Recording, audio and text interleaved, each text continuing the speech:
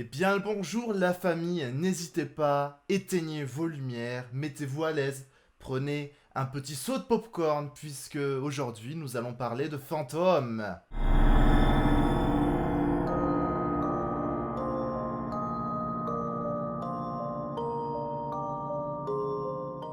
Plus particulièrement de deux acteurs majeurs dans le paranormal, il s'agit du couple Warren. Tout d'abord, qui sont ces mystérieux personnages? Eh bien, d'un côté, nous avons Edward Warren, auteur, démonologue, spécialiste des sciences occultes, et de l'autre, nous avons Lorraine Warren, qui est elle aussi auteur, démonologue et spécialiste dans les sciences occultes. Mais elle est plus spécialisée dans la clairvoyance et se dit médium. Ils ont à eux deux créé le plus ancien groupe de recherche sur les fantômes, le New England Society for Psychic Research. Au niveau de l'accent, ça doit être approximativement ça. Mais aussi le Warren's Occult Museum, qui du coup est dans le sous-sol de leur maison, où nous retrouvons les objets occultes les plus connus du monde. Par exemple, la poupée Annabelle, tout le monde la connaît.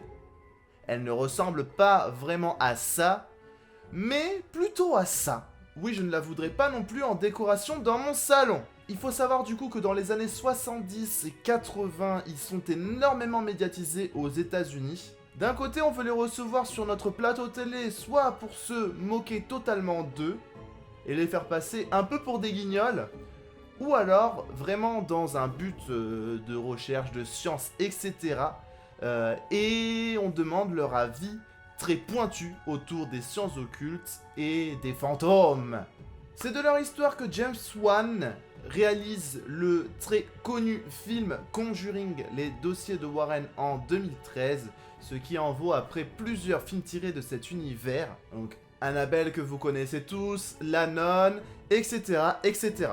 Il faut savoir, juste pour le savoir, parce que c'est pas très gai, que Ed meurt le 23 août 2006 à l'âge de 79 ans, et Lorraine le 18 avril 2019 à l'âge de 92 ans. Ils ont mis en lumière de nombreuses histoires qui restent à ce jour non élucidées et très mystérieuses, comme le cas de la famille Perronce de 1971, Amityville entre 1974 et 1976, L'homme loup-garou en 1981, ou encore le cas de la famille Enfield, qui a notamment inspiré Steven Spielberg pour le scénario du film très connu Poltergeist, sorti en 1982. D'ailleurs, je vais profiter de cette vidéo pour creuser un peu cette histoire, celle de la famille Enfield. Il faut savoir qu'elle a causé bien des tourments à la contrée londonienne. Alors le cas Enfield, c'est qui, c'est quoi? Les Enfield sont une famille, donc d'une mère, Peggy Hodgson, et ses 4 enfants. Margaret, 13 ans, Jeannette, 11 ans, Johnny, 10 ans, et Billy, 7 ans. L'histoire que je vais vous raconter se situe donc à Londres, aux alentours de 1977, qui évoluera un peu au niveau des années. Il se trouve que les Enfield, c'est une famille anglaise des plus ordinaires, c'est-à-dire qui est fan de football, qui boit du thé à tire-larigot, et qui mange des pâtes à la menthe. Ah non, mais c'est quoi ces préjugés hein? Non, plus sérieusement, il se trouve que c'était une famille plutôt modeste, sachant qu'il n'avait qu'un parent, donc Peggy, célibataire, et qui essayait de faire vivre sa famille avec 4 enfants. Voilà, une chose que l'on connaît, soit de notre entourage ou quoi, on sait que c'est la galère, il faut aller faire les courses, il faut faire ci, et les gosses, on peut dire que c'est assez chiant. Mais commençons un petit peu la partie mystique de cette histoire. Tout commence par des plaintes de 2 enfants, Johnny et Jeannette, qui partagent leur chambre. Ils se plaignent auprès de leur mère de mobilier qui bouge. C'était des chaises, des fois. Par moments, ils se plaignaient même que leur lit avançait tout seul. Vous le croirez si vous voulez, mais la mère n'acquiesce pas du tout à cette histoire, dit forcément que c'est dans leur imagination ou c'est des cauchemars, et à chaque fois leur dit « Endormez-vous, ce n'est rien, ne vous inquiétez pas mes enfants chéris ». Cependant, lors d'une nuit de pleine lune... En vrai, je sais pas si la lune était pleine, mais je trouvais que ça rendait bien. La mère fut spectatrice d'un spectacle des plus étranges. Effectivement, l'armoire en chêne massif se trouvant dans une chambre se mit à bouger toute seule. Et les enfants qui sont là, je t'avais prévenu maman. Non, pas du tout, c'est pas du tout passé comme ça. Tout le monde était mort de peur. L'armoire qui bouge, la mère qui essaye de remettre l'armoire à sa place elle rebouge. La mère essaie de remettre l'armoire à sa place et là, impossible de la bouger, comme si quelque chose la retenait de façon très forte. Bon, là, comme tout le monde, Peggy, elle flippe, hein, elle ramène ses enfants, hop, on se bouge de la maison et on va voir nos voisins. Voisins qui ont été très fidèles durant toute cette histoire puisqu'ils ont toujours apporté un grand soutien moral à Peggy et sa famille.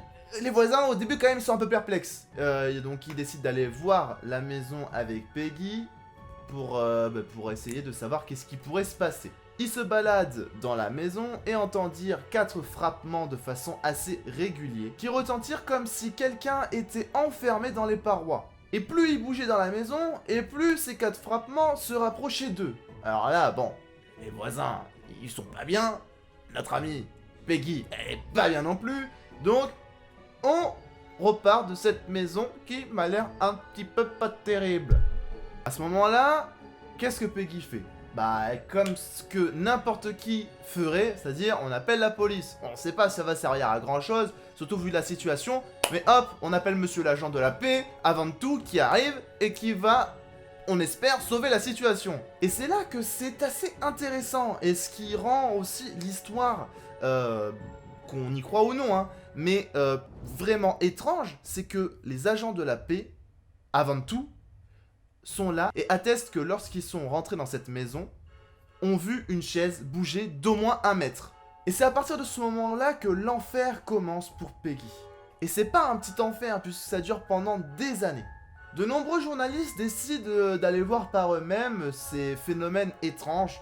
Alors, soit pour totalement lyncher cette pauvre femme en la traitant de folle, en disant que c'est une supercherie, que ses enfants se jouent d'elle et qu'elle est totalement niaise de croire à ça et qu'elle devrait aller dans un asile de fous, mais de l'autre des journalistes qui s'intéressent vraiment et des spécialistes du paranormal, comme 2 personnes qui ont été un réel appui pour Peggy. Il s'agit de Gross et de Playfair. Au niveau des nombreux journalistes qui viennent attester de choses, il y en a beaucoup qui jurent avoir vu des objets volés. Donc ça va des Lego, ça va du mobilier. Régulièrement c'est ça, ils s'accordent à dire que c'est des jouets d'enfants ou alors c'est le mobilier qui bouge tout seul. Plus on avançait et plus Peggy et du coup Gross and Playfair se mettent d'accord pour se dire que c'est bizarre, mais il y a un épicentre un petit peu dans tous ces phénomènes. C'est qui? C'est Janet. Tous ces phénomènes tournent approximativement autour d'elle et généralement c'est quand elle est présente qu'il se passe les choses les plus frappadingues. J'ai bien dit frappadingues puisque Janet se fit propulser maintes et maintes fois de son lit. Il y a des photos à l'appui, alors on pourra dire au fake, on pourra dire tata, mais bon, voilà, ces photos-là sont quand même très connues dans le milieu, puisque personne n'a réussi vraiment à prouver à 100% que c'était fake. En plus de cela, Janet commence à avoir des crises qui sont très violentes, parler d'une façon où on ne la reconnaissait pas du tout, avec une voix très grave, et c'était tellement violent qu'il fallait quand même faire venir un médecin. Et le médecin, qu'est-ce qu'il fait? Il diagnostique notre amie Janet comme étant schizophrène et totalement hystérique. Ce que tout médecin d'aujourd'hui ferait, je pense. Mais Peggy, elle est sûre que non, elle est sûre qu'il n'y a aucun symptôme de maladie telle qu'on la connaît aujourd'hui et décide de passer une interview en direct à la télé avec Janet. Ce que vous allez entendre, mesdames et messieurs, c'est une partie de cette interview qui passe en direct à la télé et à l'époque qui fera parler énormément. Shall we try and speak to him? No. We'll see if he'll speak to us. Yeah.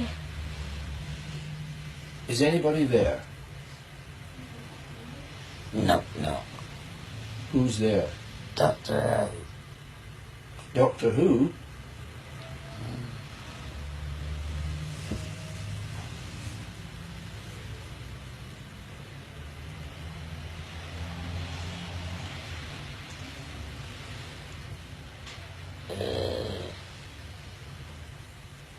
Goose Chase is here. Il y en a un qui pense que du coup c'est l'esprit malin qui possédait Janet, qui parlerait en direct à la télé. De l'autre, on a les personnes qui attestent comme le médecin que Janet est totalement schizophrène et totalement folle. Mais vous êtes folle, madame. Et à ce moment-là, la famille, ça fait un moment qu'elle veut sortir de la maison, quoi. Et on la comprend. Seulement, comme je vous ai dit, c'est une famille à revenus modestes et il était impossible de quitter cette maison puisque la mère ne gagnait tout simplement pas assez. Et c'est en 1977 que les Warren interviennent. Un nom parmi tous les esprits sort vraiment du lot, puisque il y en a qui disent que c'était une personne qui faisait de la magie noire, d'autres l'ancien habitant du nom de Bill Wilkins, qui du coup est le nom qui sort le plus régulièrement. Et ça serait ce Bill Wilkins qui interagirait très régulièrement avec Janet. C'est un an plus tard que les phénomènes commencèrent à se stopper progressivement, jusqu'à s'arrêter totalement et laissant la famille tranquille. Les habitants de cette maison à ce jour témoignent qu'il n'y a jamais eu aucun phénomène paranormal enregistré à ce jour de leur côté, ce qui nous mène à penser que dans le cas où ces esprits existeraient bel et bien, est-ce qu'ils hanteraient le lieu ou est-ce qu'ils auraient hanté notre amie Jeannette? Aujourd'hui, nombre de personnes pensent que c'est un canular mis en place par les enfants pour faire tourner leur mère en bourrique. Et d'autres pensent que c'est un cas avéré prouvant que les poltergeists existent. Mais la question c'est toi, qu'est-ce que t'en penses?